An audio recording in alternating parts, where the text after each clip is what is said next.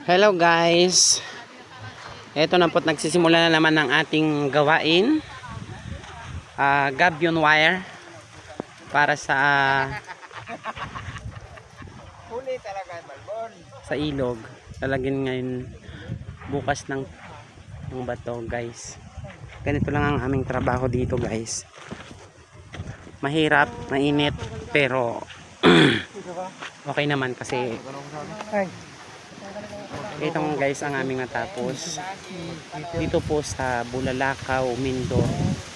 Ito po ang aming kasamang si Tatay Andres, si Wency ang hubasan. Medyo malayo-layo na rin po, medyo matagal-tagal na rin po kami dito.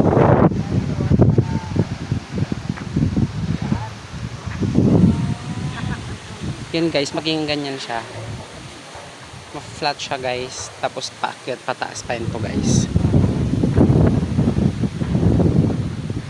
Support me for my vlog guys.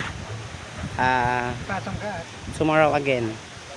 Thank you guys and God bless.